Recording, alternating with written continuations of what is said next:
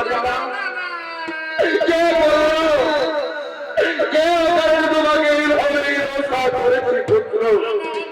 আমি যে তোমার লক্ষ্য দেখতে পারবো না বাবা, আমি পারি না।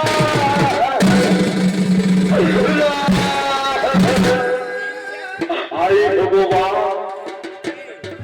আরে ভগবান, আজ আমি শুভ লক্ষ্য, আজ আমার কি থাকলো?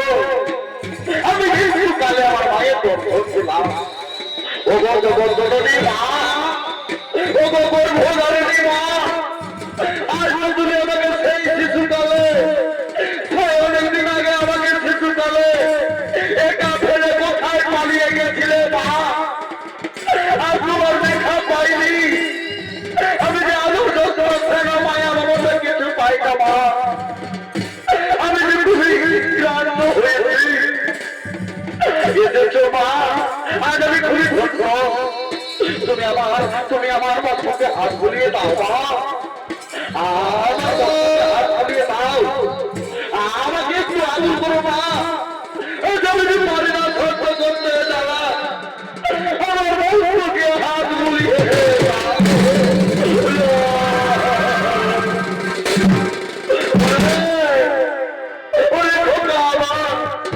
আমি তাই করবো বাবা। আজ আমার কাছে আজ আমার মানে আমি তাই করবো পুত্র, আয় আমার কাছে আয়। কি শান্তি আমার মায়ের কোনো মা, কেন তুমি আমাকে ছেড়ে পালিয়ে গেছিলে? আমি যে একা হয়ে গেলাম মা, আজ আমি সন্তান হয়ে আমার মায়ের ভালোবাসা পেলাম না। এ ভগবান, এ তোমার কেমন বিচার? দাও না দাও, তুমি আমার বাচ্চাকে হাত বুলিয়ে দাও, আজ আমি খুব শান্তি। কি সুন্দর আমার মায়ের ভগবান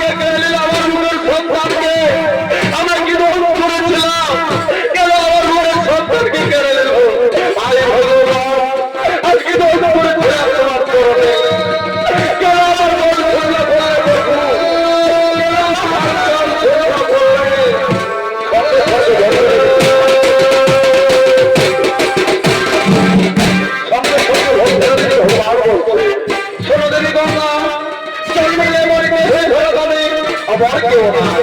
তাই তোমার পুত্র পরদর্শে মহাপাপ কাজ করেছিল, তাই তো তার প্রতিশোধ হয়েছে। না, না বাবু না, আমার পুত্র করতে পারে না কোনো পাপ কাজ। আমি জানি আমার পুত্র কোনো ভক্তি আছে আমার কাজ।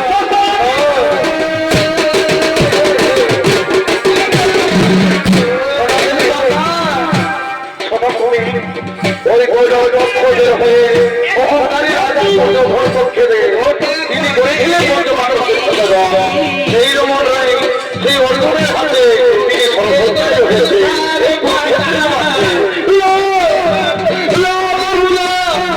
কেন কেন অর্জুন আমার পুত্র কি ছিল?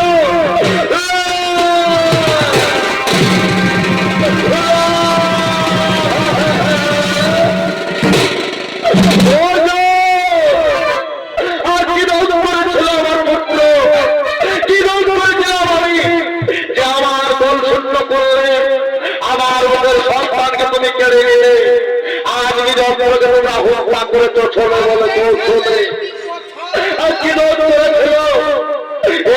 বলে মায়ের বেদনা যে সন্তানকে আমি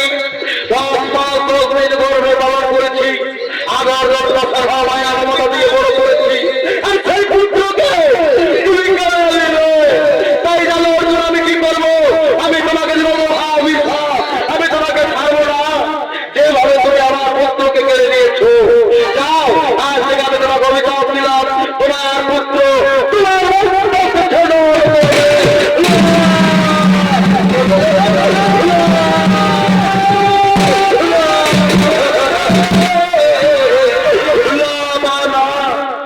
তুমি আর অর্জুনকে পিছিয়ে দোষ দিও না। এটা আমার কর্মর ভাগ। আমি কোনো ধরনের মহাপাপ কাজ করেছিলাম, তাই তো প্রতিফল পেয়েছি। তুমি এমন ভাবে বলো না বাবা, আমি যে পারে আজ না হয়ে গেল যন্ত্রণা সহ্য করবো, আমি পারি না।